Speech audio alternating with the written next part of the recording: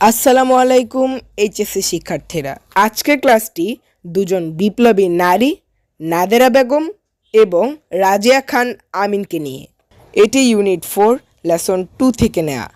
Unit 4 এর টাইটেলটি হচ্ছে history এবং লেসন 2 এর টাইটেলটি হচ্ছে দ্য গ্রেট ওমেন। আমরা লেসন 2 এক্সারসাইজ বি এর ওপর একটি ক্লাস করেছি, সেটি ছিল লীলা নাগকে নিয়ে। চলেন এবার এক্সারসাইজ সিটি করি, যেটি নাদেরা বেগমকে নিয়ে, যিনি ভাষা আন্দোলনের সাথে জড়িত মার্ক্সবাদী কর্মীদের একজন, এবং রাজিয়া খান আমিনকে নিয়ে। মার্ক্সবাদী হল ঊনবিংশ শতাব্দীর দার্শনিক, অর্থনীতিবিদ, সাংবাদিক এবং বিপ্লবী কার্ল মার্ক্সের উদ্ভাবিত একটি সামাজিক তত্ত্ব যা বিশেষ করে সাম্যবাদের প্রকাশ করে। এটি মালিক শ্রেণীর শোষণ, নির্যাতন, নিপীড়ন তথা মজুরি, দাসত্ব থেকে শ্রমিক শ্রেণীর মুক্তির মতবাদ। পেজ নাম্বার 79 খুলেন এবং আমার সাথে মিলিয়ে নেন। ওয়াইল, যখন লীলা নাগ মেড হেডলাইন্স, লীলা নাগ শিরোনাম হচ্ছিলেন, মানে পত্রিকার শিরোনাম হচ্ছিলেন। ডিউরিং দ্য 1947 পার্টিশন, 1947 সালের দেশভাগের সময়, Nadera Begum, another student of the department of English, ইংরেজি বিভাগের আরেকজন শিক্ষার্থী, ওয়াজ মেকিং হেডলাইন্স, শিরোনাম হচ্ছিলেন ইন 1949, 1949 সালে। Coming from an affluent political family, বিত্তবান রাজনৈতিক পরিবার থেকে আসা। নাদেরা বেগম ছিলেন আ স্ট্রং মার্কসিস্ট, একজন শক্তিশালী মার্ক্সবাদী, যিনি ছিলেন among the leading women রিবেলস of her time, এবং তার সময়ের অন্যতম প্রধান নারী বিপ্লবী। ইন 1949, 1949 সালে, শি ওয়াজ এক্সপেলড, তিনি বহিষ্কৃত হন from the University of Dhaka বিশ্ববিদ্যালয় থেকে, ফর ফাইটিং, আন্দোলন করার জন্য, for the rights of the 4th class employees of the university, বিশ্ববিদ্যালয়ের 4th শ্রেণীর কর্মচারীদের অধিকার রক্ষার জন্য। She was the only women, তিনি একমাত্র নারী ছিলেন। সিন, দেখা যায়, স্ট্যান্ডিং নিয়ার, শেখ মুজিবুর রহমানের পাশে দাঁড়ানো। ডিউরিং দোজ প্রোটেস্ট, সেই সব প্রতিবাদের সময়। ইন চেমন আরাস আর্টিকেল, চেমন আরার লিখা, entitled the women who broke the barricades, যেটা শিরোনাম ছিল যে সকল নারীরা শৃঙ্খল ভেঙেছিল, published in the Daily Star February 21, 2020, যেটা প্রকাশিত হয়েছিল 21শে ফেব্রুয়ারি 2020 সালে ডেইলি স্টার পত্রিকায়। ইট ইজ স্টেটেড, শিরোনামের প্রবন্ধে উল্লেখ করা হয়েছে, names of Nadera Begum, Hamida Khatun, Nurjahan Murshed, Afsiri Khanam, Ranu Mukherjee and Lily Haq also shine through in the history of the language movement.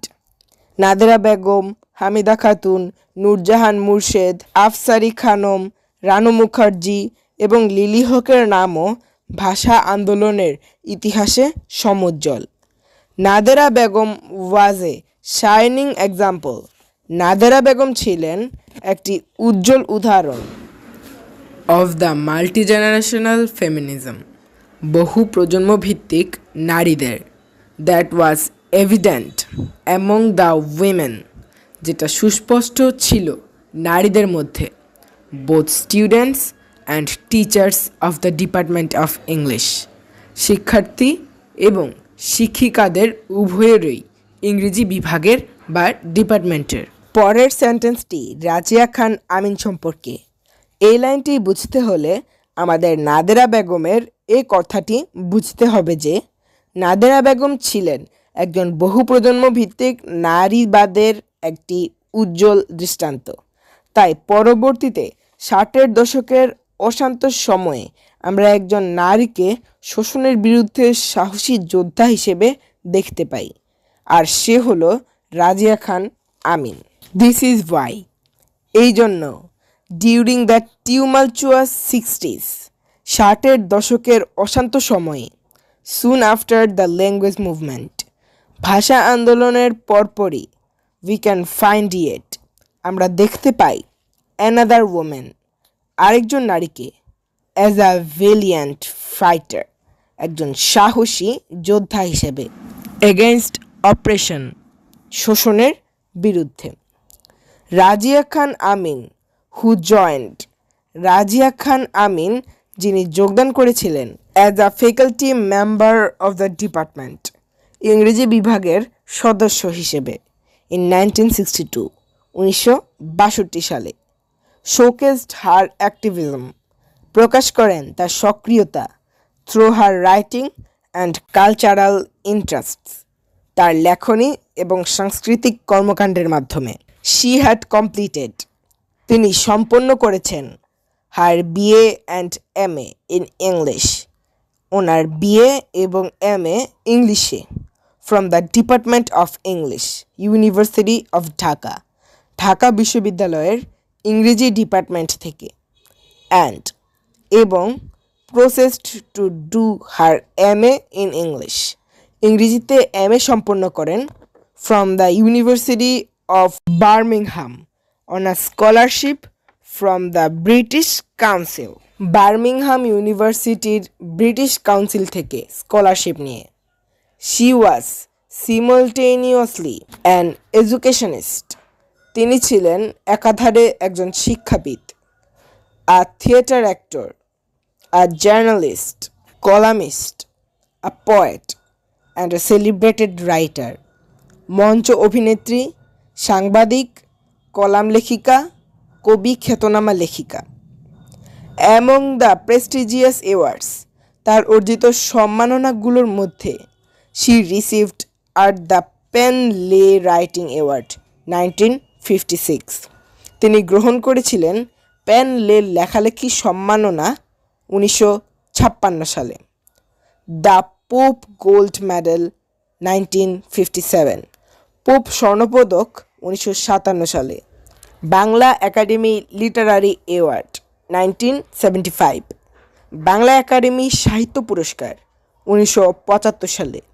21শে পদক 1997, 1997 সালে 21শে পদক, and the Ananya literature award 2003, এবং 2003 সালে অনন্যা সাহিত্য পুরস্কার। এই বিশাল প্যারাটি থেকে আমরা জানতে পারলাম 1947 সালে লীলানাক পত্রিকার শিরোনাম হওয়ার পর 1949 সালে ঢাকা বিশ্ববিদ্যালয়ের ইংরেজি বিভাগের আরেকজন শিক্ষার্থী শিরোনাম হন, আর তিনি হলেন নাজেরা বেগম। তিনি ছিলেন একজন নারী বিপ্লবী। 1949 সালে বিশ্ববিদ্যালয়ের চতুর্থ শ্রেণীর কর্মচারীদের অধিকার রক্ষার আন্দোলনে জড়িত থাকায় তাকে ঢাকা বিশ্ববিদ্যালয় থেকে বহিষ্কৃত করা হয়েছিল। চেমন আরার প্রবন্ধে the women who broke the barricades এ কয়েকজন নারীর কথা উল্লেখ করা হয়েছে। তার মধ্যে নাদেরা বেগম একজন, যিনি ভাষা আন্দোলনের ইতিহাসে অবদান রেখেছিলেন। আবার ভাষা আন্দোলনের পরপরই 60-এর দশকের অশান্ত সময়ে আমরা আর একজন সাহসী যোদ্ধাকে পাই, যার নাম রাজিয়া খান আমিন। রাজিয়া খান আমিন ছিলেন একাধারে একজন শিক্ষাবিদ, মঞ্চ অভিনেত্রী, সাংবাদিক, কলামিস্ট, কবি, খ্যাতনামা লেখিকা। তিনি বেশ কিছু সম্মাননা পেয়েছিলেন। আমিন এক্সপোজেস, আমিন তুলে ধরেছেন the brutality of the 1971 liberation war, মুক্তিযুদ্ধের নির্মমতাকে, through stark images in her poems, সম্পূর্ণরূপে চিত্রের মাধ্যমে তার কবিতায়। Argus under anaesthesia, she writes, Argus under অ্যানেস্থেজিয়ায় তিনি লিখেছিলেন, a mother frenzied by the roar of mortars, মর্টারের গর্জনে উন্মাদ এক মা, থ্রুটলড হার উইনিং ইনফ্যান্ট, তার ক্রন্দনরত শিশুকে শ্বাসরুদ্ধ করল। It's life for the life of millions, তার একটি জীবন লক্ষ জীবনের জন্য। কবিতার লাইনগুলো আমি একসাথে বলছি। মর্টারের গর্জনে উন্মাদ এক মা তার ক্রন্দনরত শিশুকে শ্বাসরুদ্ধ করল তার একটি জীবন, লক্ষ্য জীবনের জন্য। তাহলে আমরা দেখতে পেলাম রাজিয়া খান আমিনের এই কবিতার মধ্যে 1971 সালের মুক্তিযুদ্ধের নির্মমতার প্রকাশ পেয়েছে।